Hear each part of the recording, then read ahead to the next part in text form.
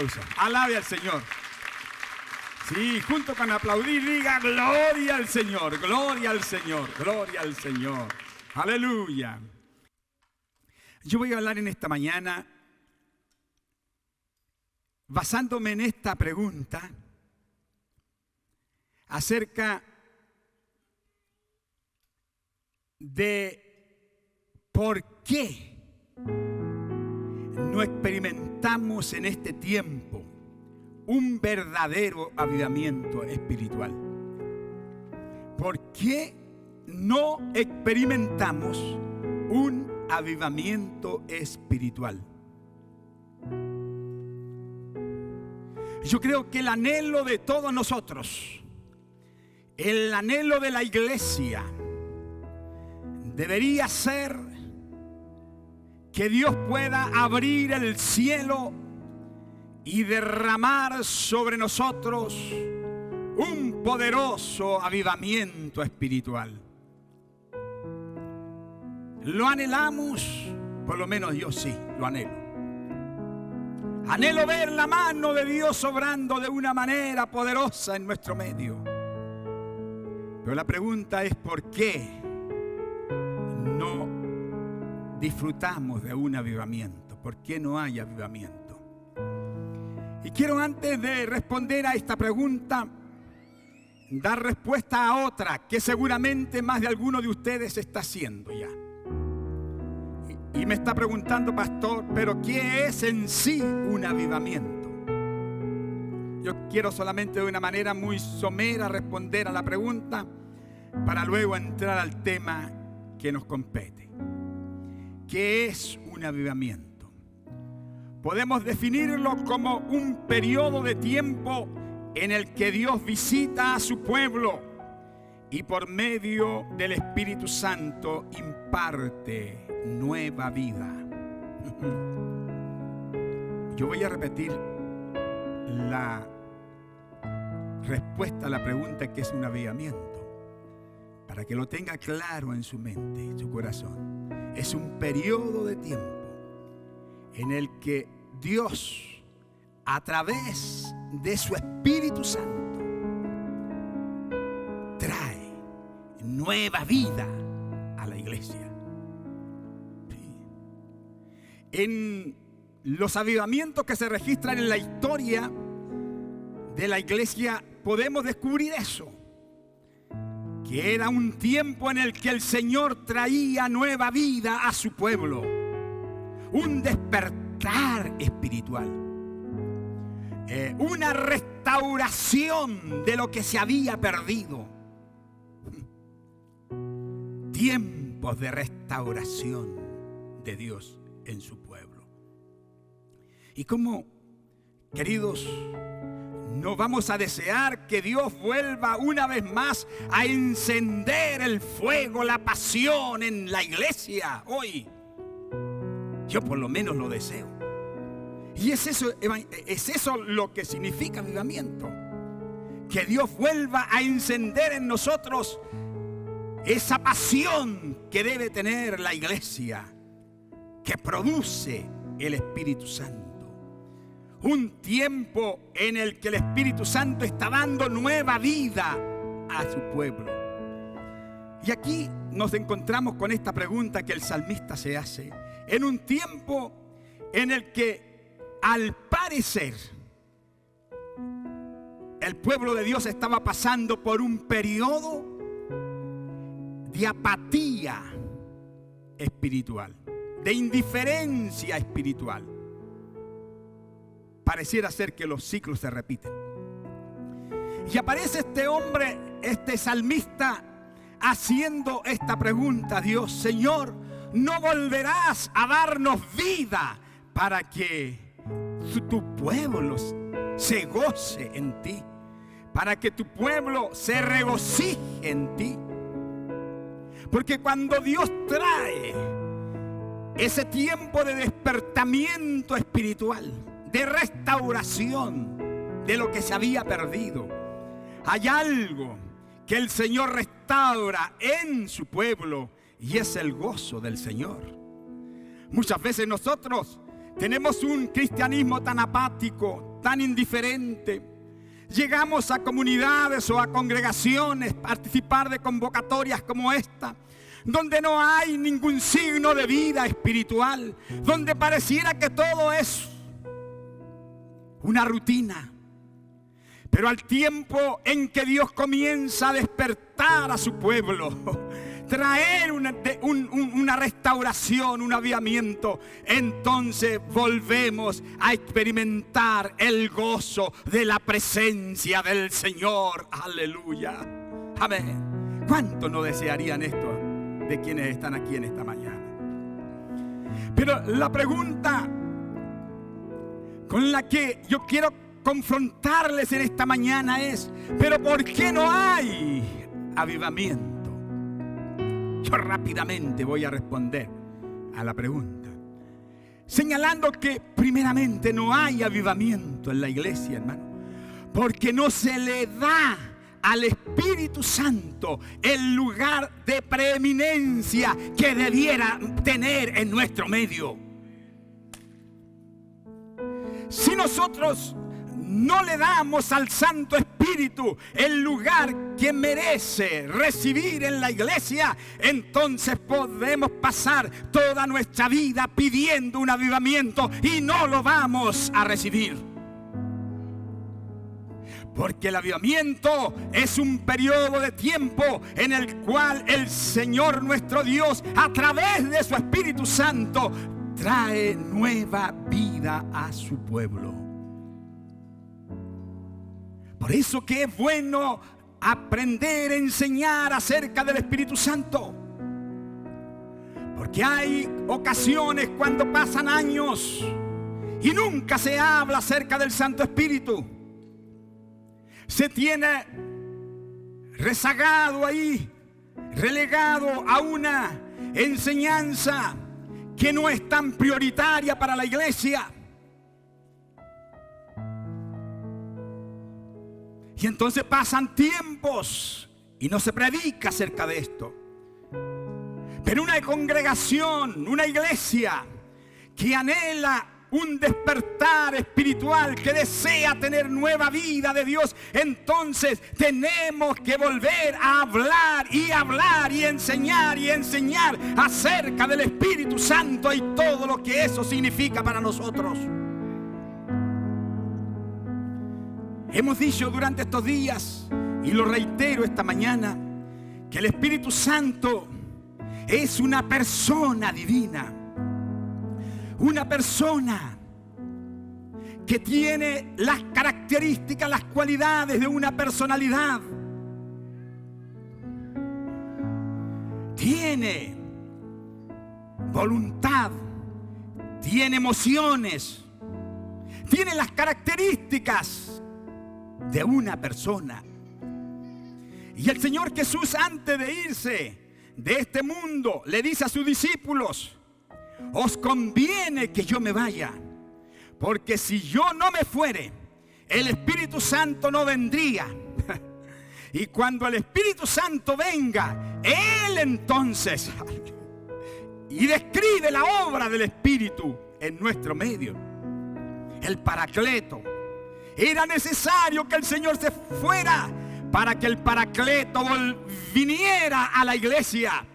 Y el Paracleto vino el día de Pentecostés, cuando estaban los hermanos reunidos en el aposento alto, y de ahí ha permanecido en la iglesia, pero muchas veces ignorado por los creyentes. Necesitamos darle al Espíritu Santo la importancia que la iglesia apostólica, la iglesia del primer siglo, le dio al Santo Espíritu. El Espíritu Santo, como una persona, quiere guiarnos, quiere hablarnos, quiere mostrarnos la ruta a seguir. Pero muchas veces nosotros estamos con nuestros oídos cerrados. No queremos escuchar lo que Él quiere susurrar a nosotros. Pero si miramos la Biblia, nos vamos a dar cuenta que la iglesia del primer siglo fue un grupo de creyentes que experimentó la vida de Dios, que experimentó el mover de Dios, que pudieron no solamente la comunidad cristiana, sino también la gente de afuera se asombraba al ver lo que Dios hacía a través de ese grupo de personas, porque el Espíritu Santo estaba orando allí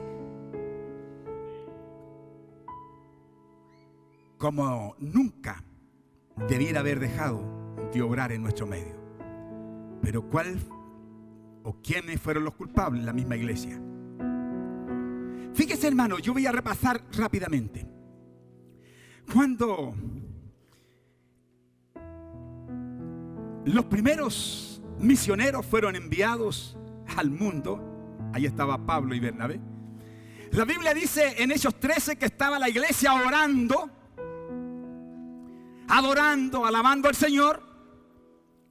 Y en ese ambiente de alabanza, de adoración, el Espíritu Santo, y él no lo dice, no lo digo yo, lo dice la Biblia, el Espíritu Santo habló y dijo: apartadme a Bernabé y a Saulo para la obra a los que les he llamado. Aleluya. Y la iglesia confirma el llamamiento de estos dos varones que el Espíritu Santo ya había designado.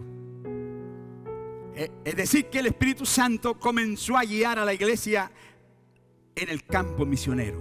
Apártenme a estos dos, a Bernabé y a Saulo, para la obra a la que yo les he llamado. ¿Quién dijo? El Espíritu Santo. Sí.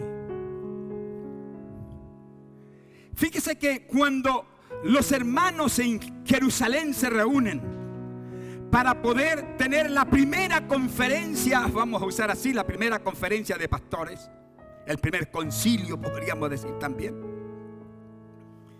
debaten sobre ciertas materias que tienen que ver con la doctrina que la iglesia estaba implantando en ese tiempo.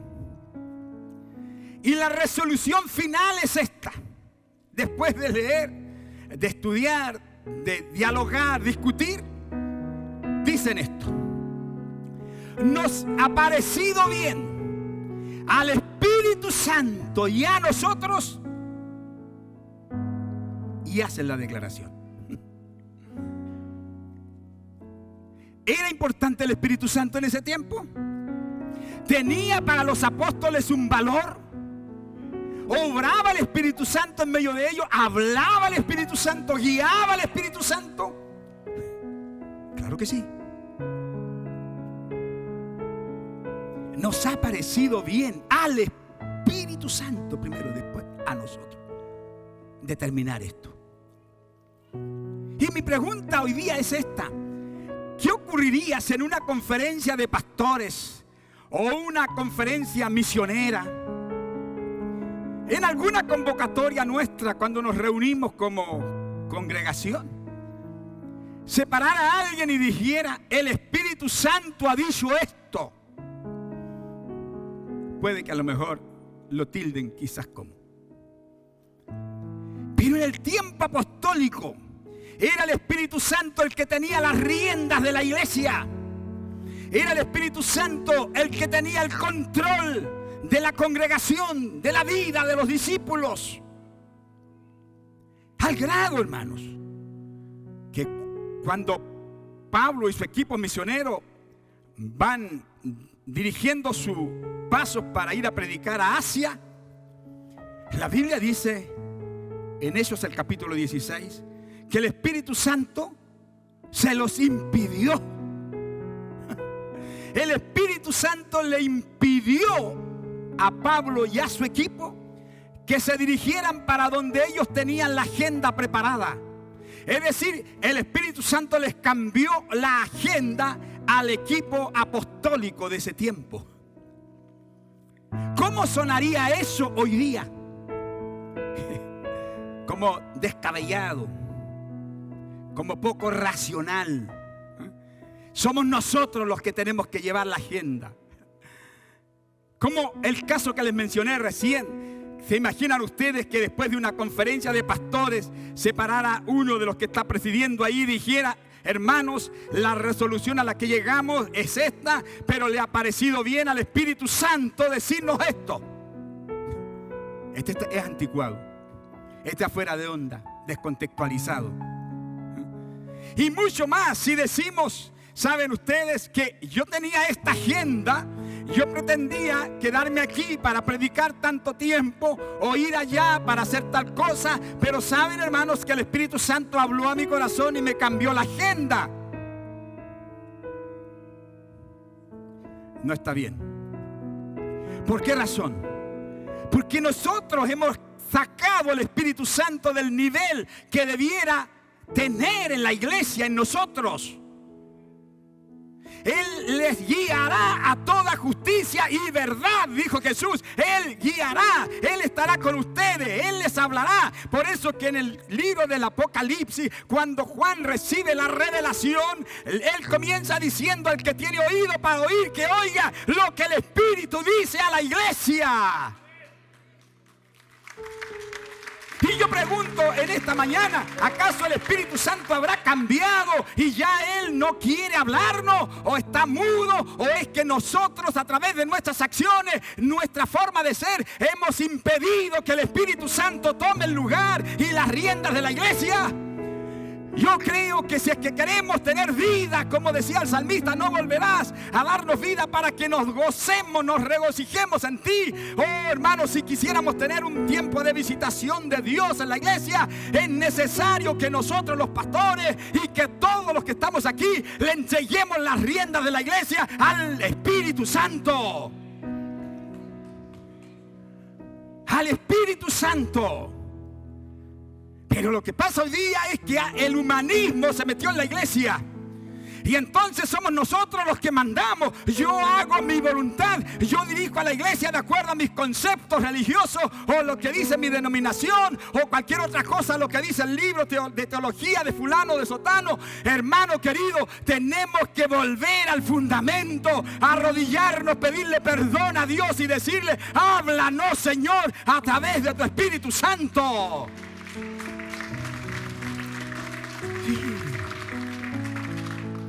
Yo tengo que hacer un mea culpa y decirles que en esto de apartar obreros, en el afán de querer que otros se levanten para servir en la iglesia, yo me he equivocado. Y ese error que he cometido me ha costado lágrimas, dolor, mucho dolor. Cuando aquellos a quienes les impusimos las manos y les apartamos para el ministerio, después se apartan, se van para otro lado, desconocen toda autoridad espiritual, hacen lo que quieren y hay dolor en el corazón. Pero Dios me ha confrontado con la pregunta: ¿qué decía el Espíritu Santo en ese momento? ¿Fuiste tú o fue el Espíritu Santo el que te guió a hacer eso?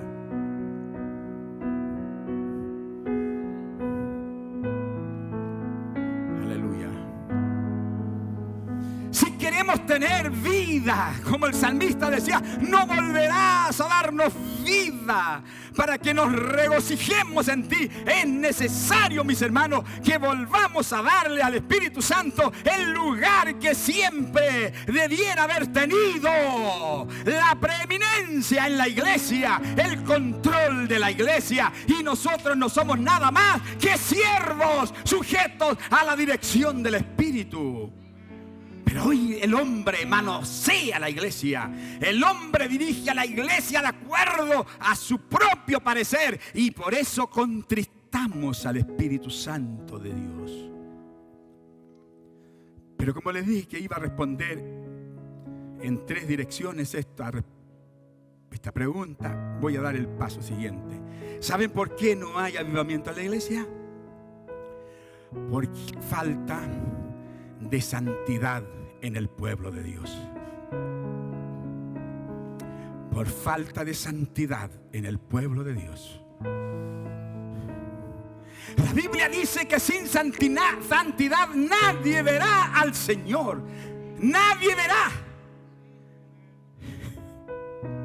Sin santidad nadie verá nada. Nada. desea una visitación de Dios. Yo espero una visitación de parte del Señor. Acuérdese que avivamiento es eso, un tiempo en el cual Dios a través de su Espíritu Santo trae nueva vida a su pueblo. Lo deseamos, pero eso no vendrá a no ser que nosotros seamos santos como Dios es santo. Porque Dios no puede obrar en medio de un pueblo que no se caracteriza por la palabra santidad. Sin santidad no veremos nada. Porque Dios es un Dios santo. Oh, Dios es un Dios santo. Algunos dicen equivocadamente que Dios es 3 veces santo. Dios no es 3 veces santo, sino Dios es miles y miles y miles y miles de veces santo. Él es santo en todo su esplendor.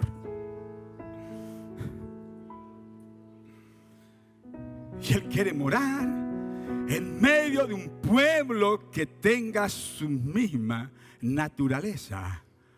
Dios por naturaleza es santo. Y la iglesia debe ser por naturaleza un pueblo santo. Y mis amigos, santidad no consiste en simples declaraciones teológicas. Santidad no consiste en apariencia. Porque hay lugares donde se pretende que la gente aparezca santa y entonces creen que santidades son caras pálidas, caras largas, pelo largo, vestidos largos, ropa oscura, y creen que eso es santo. Santo no son apariencias.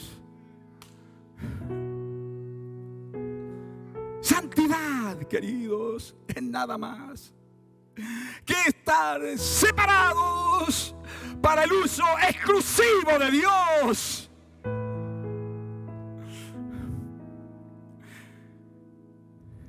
En la santidad no hay mixtura, no hay mezcla, es puro. Y ser santo es que hemos sido separados, nada más que eso, para el uso exclusivo de Dios.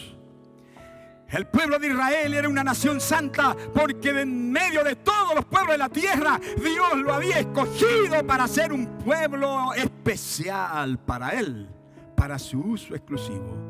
Sí. Santidad, santidad. La santidad conviene a la casa del Señor.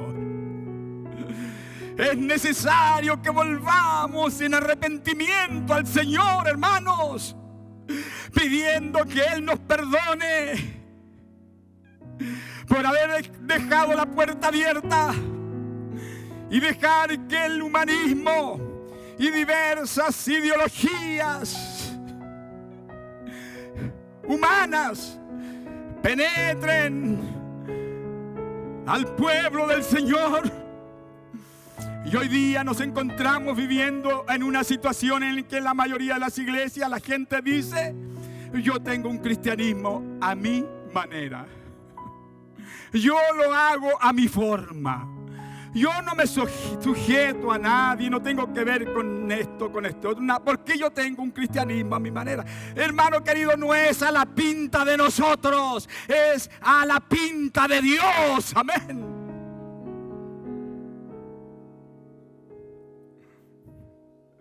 Yo hago lo que quiero. Y vivimos como en el tiempo de los jueces. Hermano querido, yo creo que no hay forma más triste que termine como termine un libro en la Biblia que como termina el libro de los jueces. ¿Sabe cómo termina? Dice que como en aquellos días no había rey en Israel, el pueblo vivía como se le antojaba. ¡Qué tristeza para el alma! Porque me pregunto, ¿es que realmente no tenían rey? Hermanos, claro que tenían rey, tenían una teocracia. Lo que ocurría era que no tenían rey como las demás naciones, pero ellos tenían rey. Pero rechazaron vivir bajo la teocracia, bajo el gobierno de Dios, y comenzaron a mirar diferentes modelos y estilos de vida, y se comenzaron a confundir con las demás naciones, y dijeron: entonces rechazamos a Dios, no tenemos rey, y entonces vivimos como se nos da la gana. ¿No encuentra triste eso, hermano? ¿No encuentra triste eso? Pero es exactamente lo que ocurre hoy en la iglesia en muchos ámbitos. Pareciera que nosotros no tuviéramos rey, porque seguimos haciendo las cosas a mi manera. Usted habla como quiere. Si quiere hablar disparate o grosería, lo hace. Si usted quiere mentir, miente. Si usted quiere robar por ahí, lo hace, con tal que no lo pillen. Y bueno, si usted quiere cometer fornicación entre los jóvenes, lo hacen. Si quiere cometer adulterio, lo hace. Porque cada uno hace lo que quiere. Nadie le puede decir nada. Porque si no, yo tomo mis cositas y me voy de la congregación y me voy donde me acepten así como soy. Hay lugares donde lo pueden aceptar como usted es, pero yo creo que mientras nosotros somos pastores de esta iglesia, nunca vamos a permitir que la doctrina la vendamos por un plato de lentejas. Seguiremos llamándole al pecado, pecado, al pan, pan y al vino, vino, a lo malo. Seguiremos diciéndole que está malo.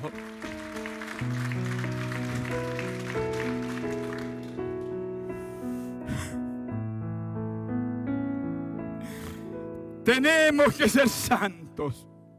Tenemos que ser santos.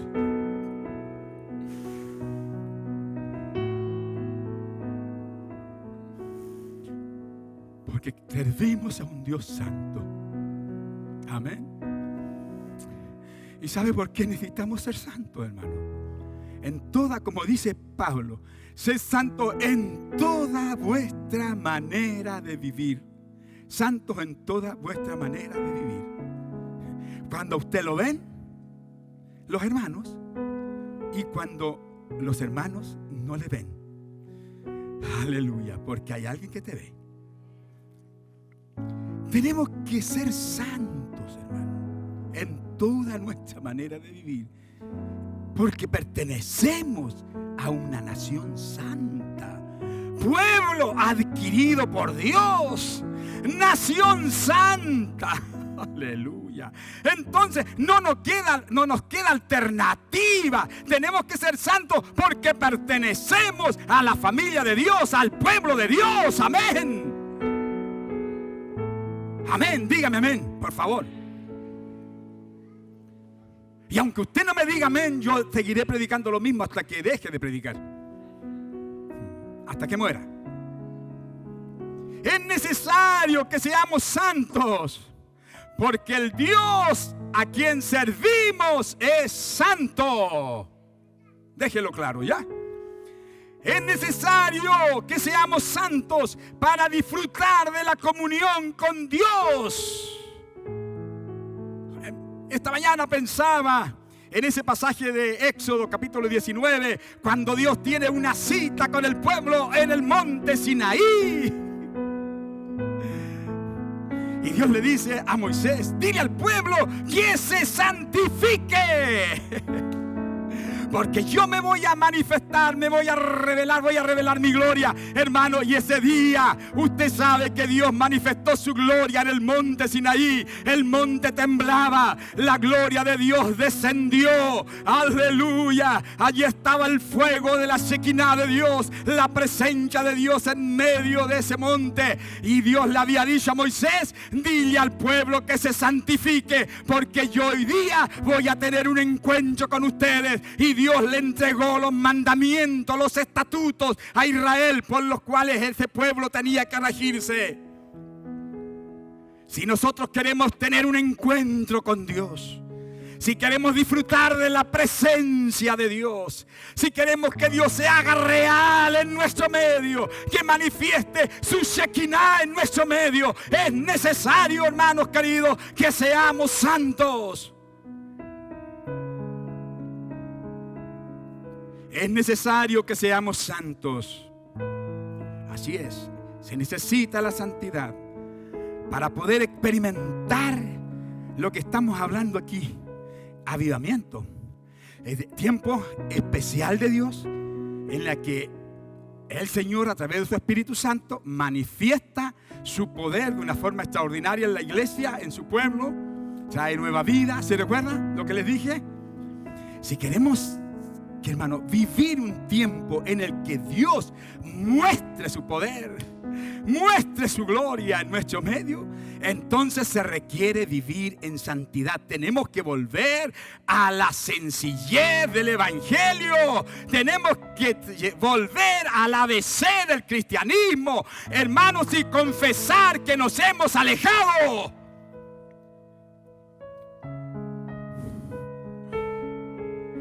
¿Cuáles son las películas que estamos mirando?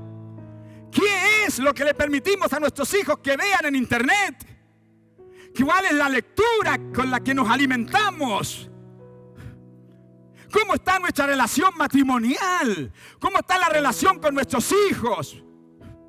¿Cómo está nuestra relación laboral? ¿Cómo nos relacionamos con nuestros compañeros en la empresa o con nuestros jefes? Es que el cristianismo, hermano, no es para vivirlo aquí. El cristianismo y la santidad es un estilo de vida. Escúcheme esto, la santidad es un estilo de vida, el estilo del reino de Dios. Y entonces le dice Dios a Josué: dile al pueblo que se santifique, porque mañana haré maravillas entre vosotros. Dile al pueblo que se santifique, porque Dios no puede hacer maravillas entre nosotros si no hay santidad. Acuérdate que si no hay santidad nadie verá nada. Dile al pueblo que se santifique, porque mañana haré maravillas entre vosotros.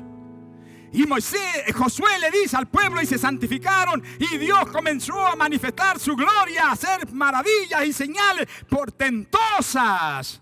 Lo mismo que ocurrió en la iglesia apostólica, después que el Espíritu Santo descendió el día de Pentecostés. Igual Dios comenzó a hacer obras maravillosas, de tal manera que la sombra de los apóstoles caía sobre los enfermos y estos eran sanados. Y hubo temor en la ciudad, en la comunidad, y todos miraban con asombro lo que ocurría en la iglesia, porque Dios se estaba manifestando, pero había santidad. Había disciplina, hermano. Disciplina del Señor. No disciplina de los hombres, disciplina del Señor. Acuérdense que cuando Ananías y Zafira mintieron, esos 5, el apóstol Pedro le dice a Ananías: ¿por qué llenó Satanás tu corazón para que mintiese? No has mentido a los hombres, le has mentido al Espíritu Santo, le has mentido a Dios, y cayó desplomado. Hermanos, esto es serio. Gracias, Dios, porque no nos has hecho caer desplomado a la mayoría de los que estamos aquí. Porque vivimos en el tiempo, Señor, de tu misericordia y la gracia. Pero se requiere vivir en santidad, volver a humillar nuestro corazón, volver a pedirle perdón al Señor y decirle: queremos comenzar de nuevo, Padre, para que Dios pueda hacer maravillas en nuestro medio. Porque la pregunta que estoy respondiendo es: ¿por qué no hay avivamiento? Y voy a terminar respondiendo la pregunta: ¿por qué no hay avivamiento? Tercero, porque en la iglesia se le ha robado la gloria a Dios. El que tenga oídos para oír, que oiga.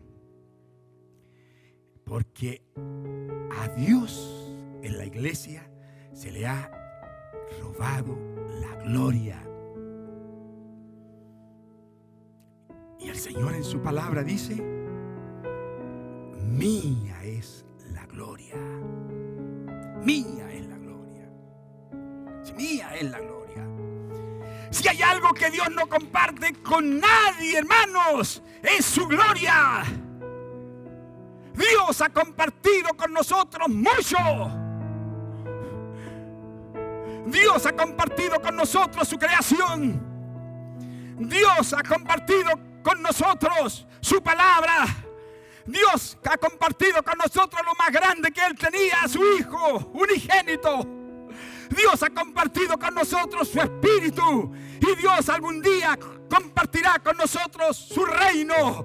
Pero saben, lo que Dios nunca ha compartido ni compartirá es su gloria. Mía es la gloria, dice el Señor. Mía es la gloria. Nadie puede usurparle la gloria al Señor. Sí. Pero ¿sabe cuál es el problema del hombre, hermanos? Escúcheme, por favor, con mucha atención. El problema de nosotros, los seres humanos, es el orgullo. El orgullo. La vanagloria. Creerse grande. Creerse poderoso, capaz. Y no hay que... Yo estoy hablando con mi alma en este momento. Y mi corazón lo tengo compungido, hermanos. Porque no tengo que mirar muy lejos para ver cómo el orgullo de los hombres le usurpa la gloria a Dios. Dios, a través del profeta de antaño, preguntó: ¿robará el hombre a Dios? ¿Robará el hombre a Dios? Y hay muchos hoy día que le están robando a Dios la gloria. Líderes que se creen dueños de las iglesias o de la iglesia, porque la iglesia es una. A mí me molesta cuando me dicen: pastor, ¿cuál es su iglesia? ¿O cuál es el nombre de su iglesia? Yo reacciono para mis adentros, y en algunas veces lo he dicho: ¿pero de qué iglesia me está hablando? Yo no tengo iglesia. La iglesia no es mía.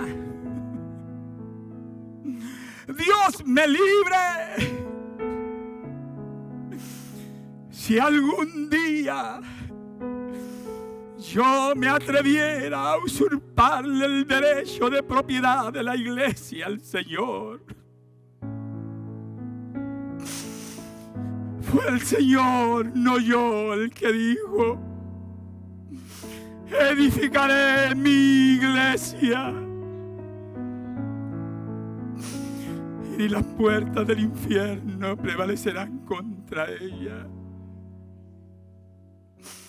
No fue ningún apóstol, ningún profeta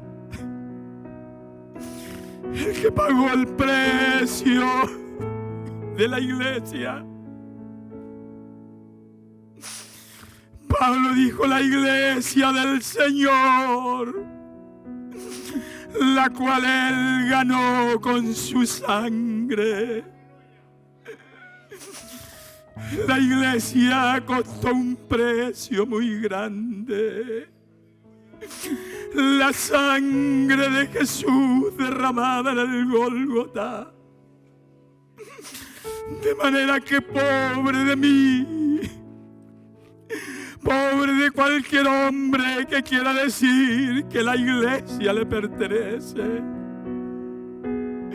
Pobre de aquel que dice mi iglesia, porque no tenemos ninguna iglesia. Somos nada más que servidores, siervos.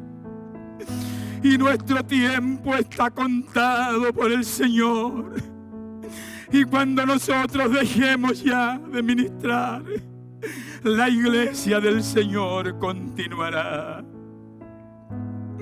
Pastores que pudieran escucharme, quiero decirles que el ejemplo de Juan el Bautista es el que tenemos que seguir en medio de todo el apogeo de su ministerio. Cuando multitudes venían al desierto a oírle, y aparece Jesús predicando el evangelio del reino. Él dijo: es necesario que yo mengüe, pero que Él sea engrandecido. Pastores, es necesario que nosotros menguemos, pero tenemos que levantar el nombre del Señor. Él es el que merece recibir toda la gloria, toda la honra por todos los siglos de los siglos de los siglos.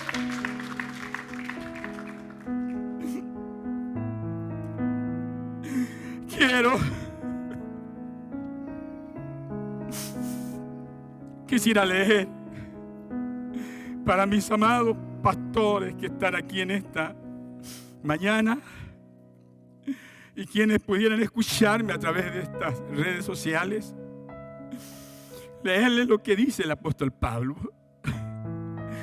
No es un apostolito que apareció por ahí en Centroamérica o en Argentina o aquí en Chile, no.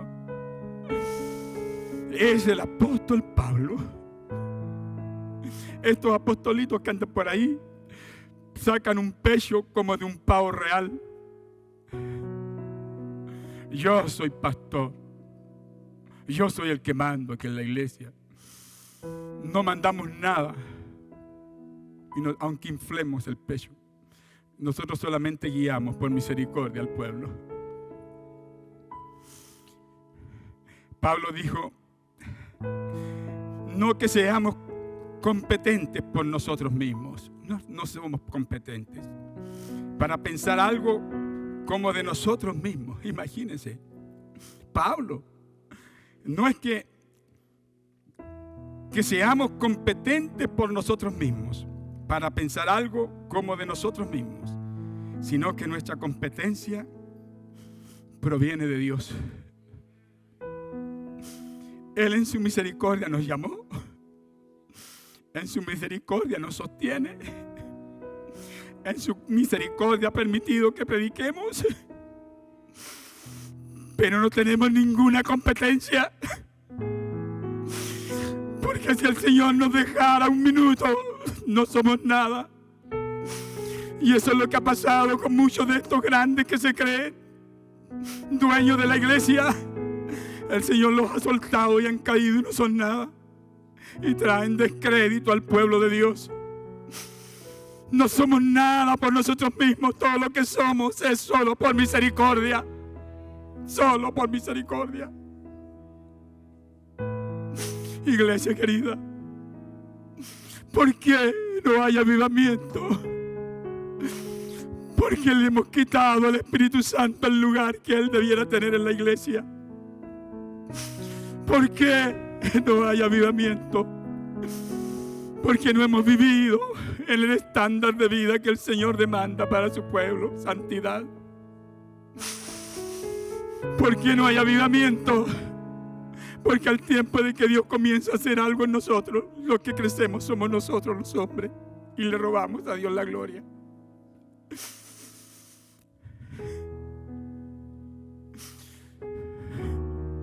Oh Jehová, dijo el profeta, he oído tu palabra y temí. Oh Jehová, aviva tu obra en medio de los tiempos, y en medio de los tiempos hazla conocer. En la ira, acuérdate de la misericordia. Señor, un despertar espiritual una restauración de tu pueblo. Que nos des nueva vida en la iglesia. Es la única esperanza que tenemos. Lo único. Se avecina sobre la iglesia tiempos de oscuridad. En el horizonte se vislumbran días oscuros y de tormentas.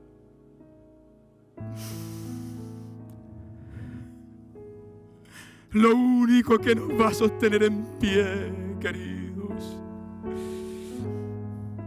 es un despertar espiritual. Que Dios les bendiga. Que Dios les bendiga. Y que tenga Él misericordia de nosotros.